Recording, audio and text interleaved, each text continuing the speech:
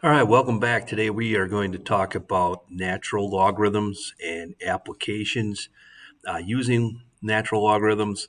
So we'll talk about how to eliminate e from an equation using natural log, and then we will also, again, use word problems to solve with continuous growth. You may remember back a little bit earlier in the year, we talked about our normal interest, and we did this earlier in the chapter as well. So this is with our traditional interest, compounded quarterly, monthly, yearly. And so we add our interest rate to our time in years. If we're doing quarterly, then we would divide by 4, do 4 times the years. Well, for this particular section and day, we are going to do continuous interest. So now we have the PERT formula. So our principal times E, and then E is raised to our rate times time. And again, we talked about E yesterday in our day 6 notes. So this is the formula that we will use for continuous growth, whether it's population or money or whatever it is that we are measuring that is growing nonstop.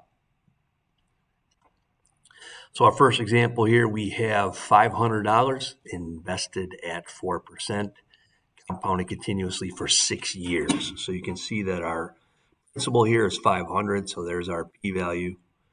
E we know is Euler's constant. Our rate is as a decimal, so 0.04 to the times 6 years, so that ends up being to the 2.24 power. So 500 times e to the 0.24, we would have $635.63 at the end of that 6-year period.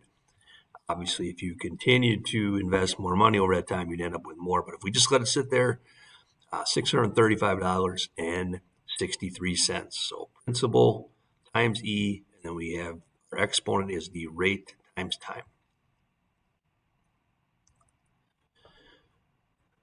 Previously, we would solve an equation like this using traditional logs, common log. So we do log 20 over log 5, change the base formula.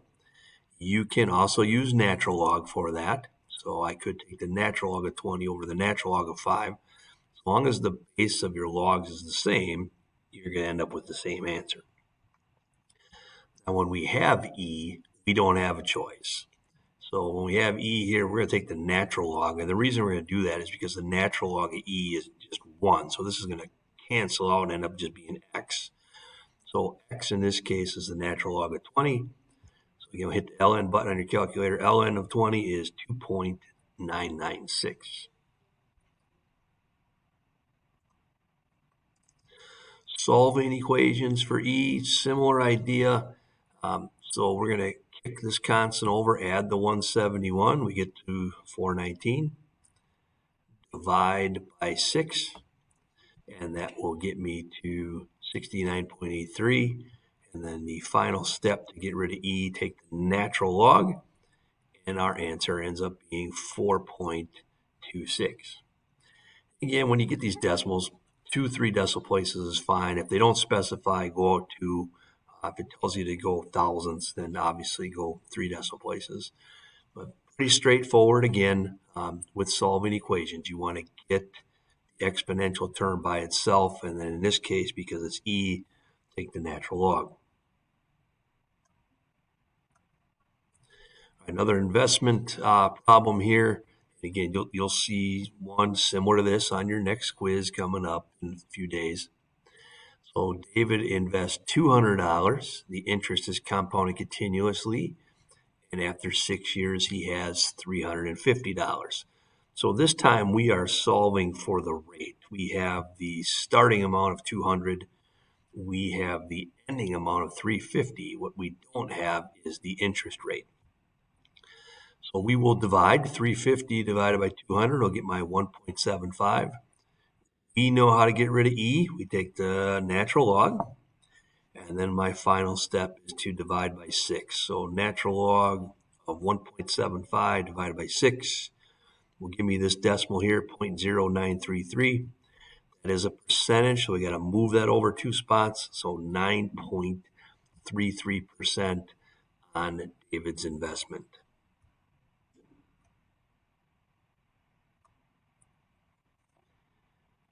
This will not be on a quiz or test, so you can see that right here. Basically, they're giving us an equation here, um, kind of the old word of mouth deal. So it says that if at time equals 0, 5% of a group have heard a rumor. So 2 days later, 25% will have heard the rumor. How long will it take? 80%. So just like you hear hall talk at school, Billy broke up with Sally. 5% of people know about it. After 2 days, 25% will know, and how long will it take before 80% of the school knows? So P is where we started here, and excuse me, that's after 2 days. So our starting percentage is P sub 0. That was 5%. So you can see 0.05E, and so we put that here for our initial. And then we know P here is 0.25, and that took a time of 2 days. What we don't have is our constant of growth, so that's K. So we put the 2 days in here for T. After 2 days, it was at 25%. Now we are going to solve this for K. So if you have a fraction, you take the denominator times this number here. So we're going to clear that fraction out. So that's my first step. Once I distribute here, you can see that I have two terms that are to the 2k power, which is fine. So I'm going to put these two terms on the same side. I can combine like terms here. I am going to divide 0.2375 by this decimal right there. And now I get 6.33. Take the natural log of that and divide by 2. And all of that just gets me my constant of 0.923.